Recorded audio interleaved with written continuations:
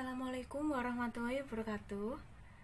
Perkenalkan, kami dari kelompok 4 yang beranggotakan Agustin Rosalina, NIM 052, dan saya, Salsabila Fitri Heliana, NIM 057, akan mempresentasikan mengenai salah satu materi yang ada di mata kuliah Psikologi Pendidikan, yakni teori kognitif dan konstruktif. Mari kita mulai presentasinya. Ya, apa sih? Yang pertama yaitu teori kognitif. Berdasarkan teori kognitif ini, belajar merupakan suatu proses yang terjadi dalam akal pikiran manusia.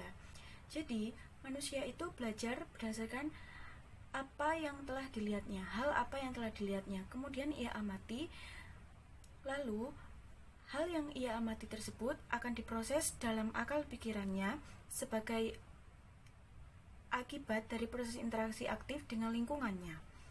Kemudian dari interaksi tersebut manusia memperoleh suatu perubahan dalam bentuk pengetahuan, pemahaman, tingkah laku, keterampilan, dan sikap yang bersifat realistis dan berbekas.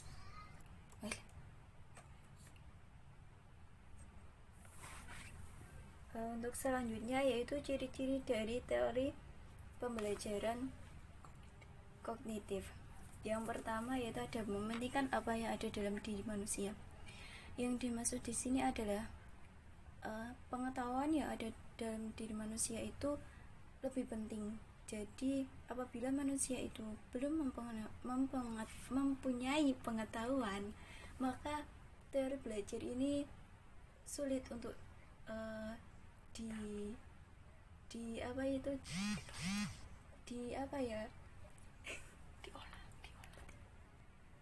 sulit untuk diterapkan pada sistem pembelajaran. Nah, yang kedua yaitu mementingkan keseluruhan daripada bagian-bagian. Teori kognitif ini dia itu lebih memberikan segala sesuatu yang ada pada dirinya, yang ada di akal pikirannya untuk diolah lagi. Nah, yang ketiga yaitu mementingkan peranan kognitif.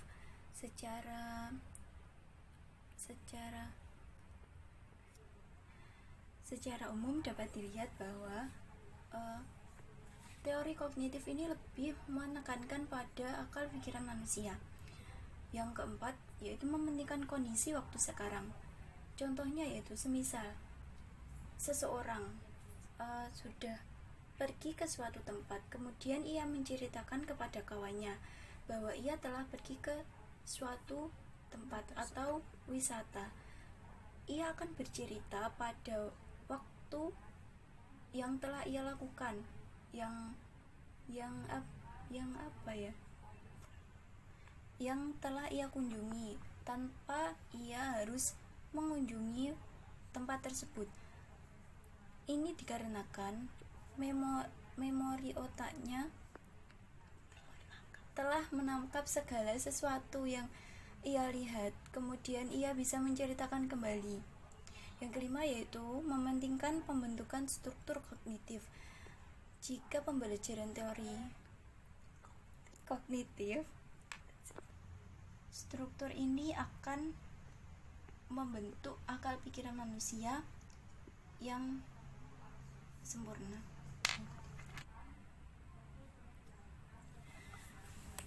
Untuk selanjutnya yaitu proses belajar. Proses belajar sendiri di sini yaitu melibatkan pengetahuan yang ada pada diri manusia dengan pengetahuan tambahan sehingga akan memunculkan pengetahuan sementara bagi individu.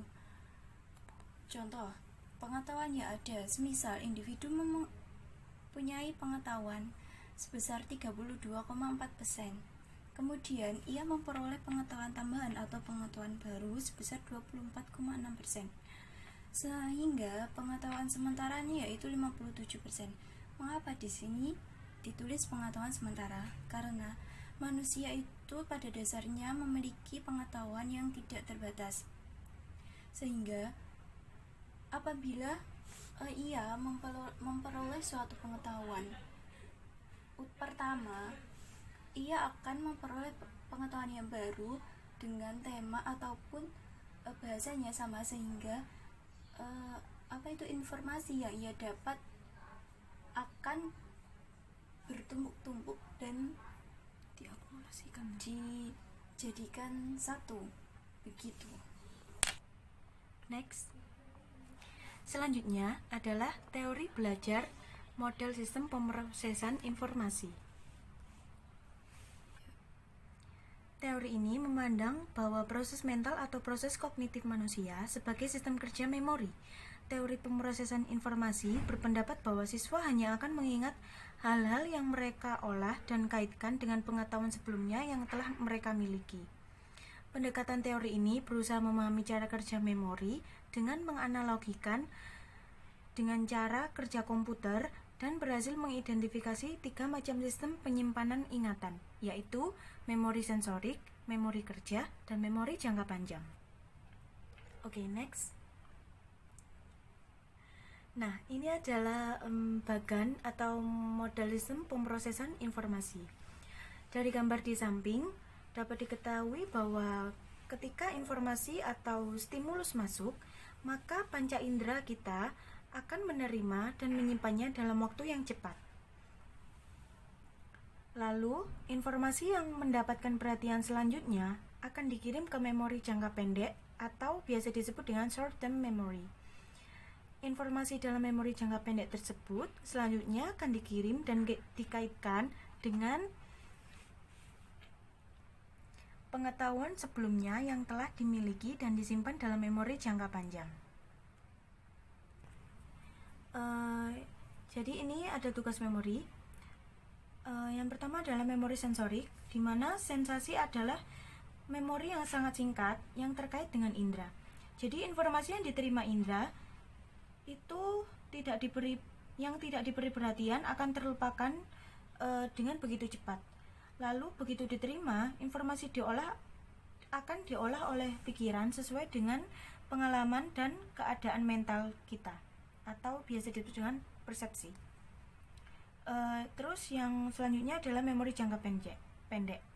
Jadi di memori jangka pendek ini menyimpan 5-9 informasi pada suatu waktu sampai sekitar 20 detik yang cukup lama untuk pengolahan informasi terjadi. Di memori jangka pendek ini juga informasi yang berhasil dikodekan serta dipersepsi oleh individu akan disimpan di memori kerja ini. Lalu yang selanjutnya adalah memori jangka panjang. Jadi sejumlah besar informasi disimpan dalam kurun waktu yang tidak terhingga. Di bagian sistem memori ini terdapat sejumlah besar informasi yang disimpan dalam kurun waktu yang tidak terhingga. Ia dapat menyimpan informasi yang sangat besar dalam waktu yang cukup lama. Informasi di dalamnya disimpan dalam bentuk secara verbal maupun visual. Next. Selanjutnya adalah jenis memori jangka panjang. Jadi memori jangka panjang ini itu dibagi menjadi 3. Yang pertama adalah memori episodik, yang kedua memori prosedural, yang ketiga adalah memori semantik. Ya, untuk memori episodik itu berhubungan dengan informasi pada waktu dan tempat tertentu. Jadi ingatannya itu bersifat pribadi. Jadi kalau untuk memori episodik ini ketika seseorang itu mendapat seperti apa ya? Oke, jadi biasanya kalau seseorang mendapat suatu kejadian yang sulit untuk dilupakan, jadi kejadian itu tuh sangat melekat dalam dirinya. Tapi kejadian ini tuh tidak berulang-ulang. Kejadian ini hanya terjadi satu kali. Misal jika seorang kita katakan anak kecil mendapatkan trauma atas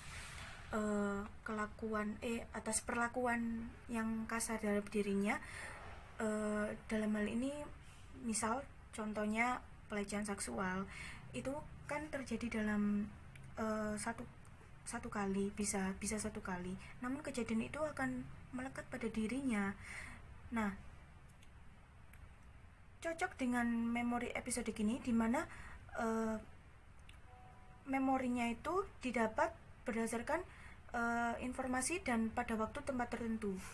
Jadi ingatannya juga bersifat pribadi seperti contoh tadi. Ya. Untuk selanjutnya yakni memori prosedural. Jadi di memori prosedural ini berkaitan dengan bagaimana kalian melakukan sesuatu. Semisal jika jadi kejadian ini tuh tidak perlu dipikirkan karena secara sistematis otak kalian itu akan bekerja secara sistematis. Jadi semisal kalian kalau lagi masak nasi terus kalian kan secara to the point gitu loh, tahu kan step-stepnya itu bagaimana, karena kalian itu terbiasa dengan kegiatan tersebut, kegiatan memasak nasi. Jadi kalian tuh tidak perlu kayak diingatkan gitu loh, karena secara prosedural memori kalian itu sudah tersistematis dan terrecord secara baik dan benar. Yang ketiga adalah memori semantik. Di memori ini yaitu ada konsep, prinsip, dan hubungan. Memori semantik dibagi menjadi dua, yakni imaji dan skema. Imaji adalah representasi yang didasarkan pada persepsi visual terhadap struktur informasi. Sementara skema adalah pola atau paduan untuk memahami kejadian, konsep, atau keterampilan. Oke, selanjutnya itu kita akan membahas tentang teori konstruktif. Teori konstruktif sendiri berasal dari kata konstruksi yang berarti membangun atau mendefinisikan belajar sebagai aktivitas yang benar-benar aktif, yaitu siswa dituntut untuk aktif dalam belajar. Nah, peserta didik juga dituntut untuk bisa membangun sendiri pengetahuan yang ia miliki. Yang selanjutnya yaitu ia harus bisa mencari makna yang ada pada dirinya sendiri, mencari tahu tentang apa yang dipelajari, dan menyimpulkan konsep dan ide-ide pengetahuan yang ada dalam dirinya.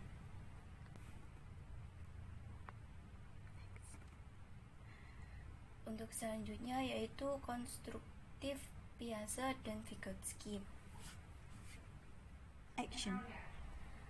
Menurut Piaget, konstruktif pada dasarnya setiap individu itu sudah memiliki pengetahuan pada dirinya sendiri. Nah, untuk konsepnya sendiri, Piaget itu berfokus pada perkembangan individu dengan melakukan pembentukan pengetahuan dari lingkungan. Kemampuan berpikir individu tidak terlepas dari lingkungan yang menjadi tujuan dari perkembangan individu itu sendiri. Sedangkan objek kajian Piaget berfokus pada bentuk-bentuk perkembangan kognitif yang berproses secara otonom yang ada pada dalam diri individu untuk berpikir secara rasional dan tidak berpusat pada diri sendiri, melainkan mengarah ke perspektif luas dan menuju objek di luar dirinya. Perkembangan bentuk-bentuk kognitif menurut Piaget antara lain struktur pikiran merupakan sumber dari pemahaman seseorang individu atas dunianya. Untuk selanjutnya, konstruktif menurut Vygotsky. Vygotsky meyakini bahwa pengetahuan dikonstruksi secara kolaboratif antar individu. Vygotsky menekankan bahwa hakikatnya pembelajaran itu bersifat sosiokultural. Perkembangan kognitif menurut Vygotsky, manusia itu bergantung kepada interaksinya dengan lingkungan sosial melalui bahasa dan lingkungan sosial individu yang tidak terlepas dari budaya serta sejarahnya.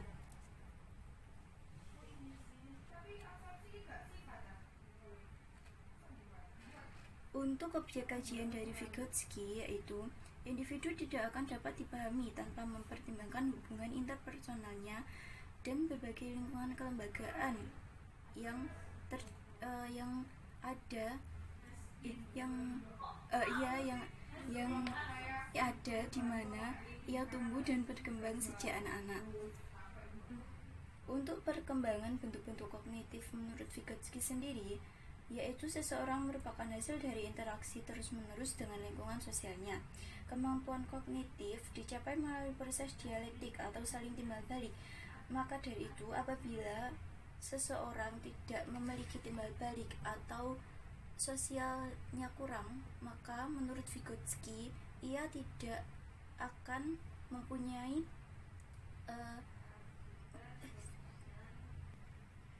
sifat membangun pada dirinya. Untuk selanjutnya yaitu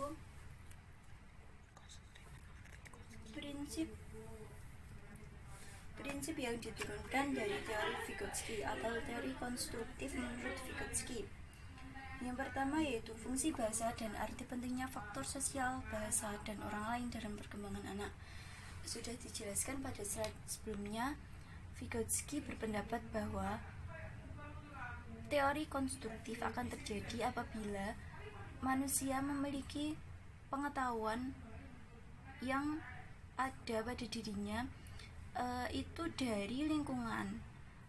Nah, selanjutnya yaitu zone of proximal development atau zona perkembangan terdekat, yaitu jarak atau ruang antar tingkat perkembangan sesungguhnya yang ditunjukkan dalam kemampuan pemecahan masalah secara mandiri dan tingkat kemampuan perkembangan potensial yang ditunjukkan dalam kemampuan pemecahan masalah di bawah bimbingan orang dewasa atau teman sebaya yang lebih mampu.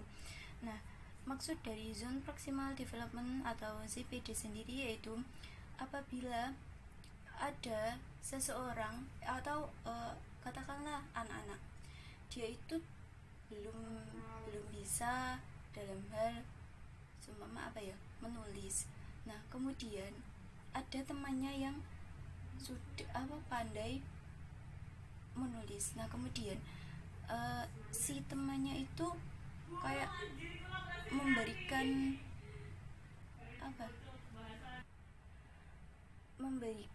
contoh atau rank gitu kepada temannya untuk melakukan gini loh caranya nulis tuh gitu.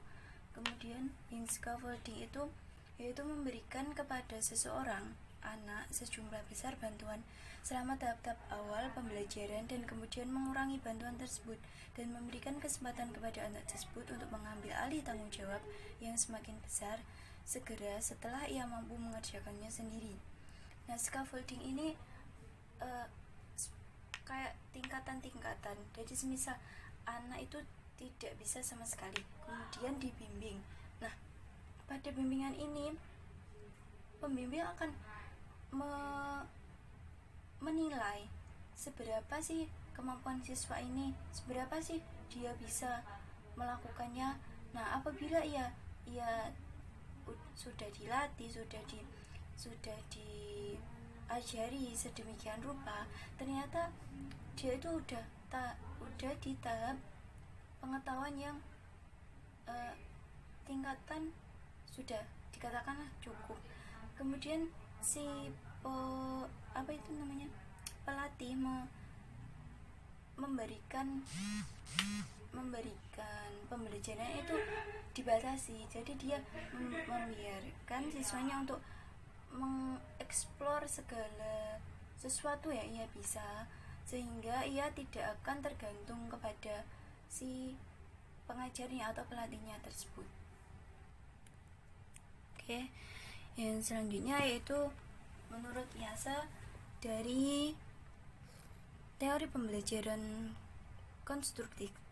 konstruktif sendiri itu ada akomodasi dan asimilasi.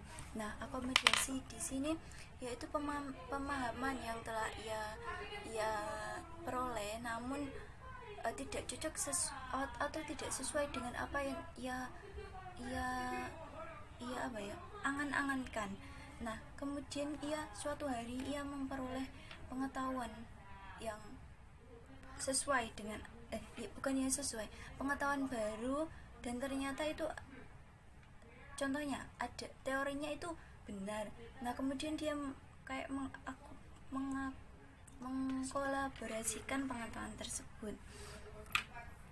Terus asimilasi di sini yaitu pengetahuan yang cocok itu diturunkan dan dengan keseimbangan dari pengetahuan yang terakomodasi sebelumnya. Nah, dari bagian tersebut dapat dilihat bahwa hal baru atau hasil interaksi dengan lingkungan akan menghasilkan sebuah skema. Skema di sini akan dibandingkan dengan komposisi awal yang telah ia miliki. Apakah itu cocok dan tidak?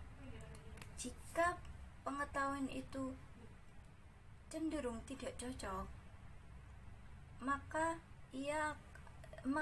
pengetahuan tersebut akan menjadi tidak seimbang dan akhirnya menghasilkan jalan buntu.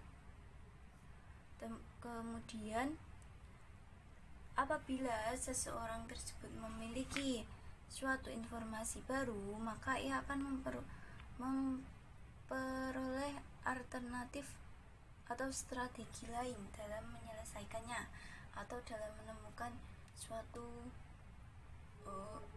ilmu baru.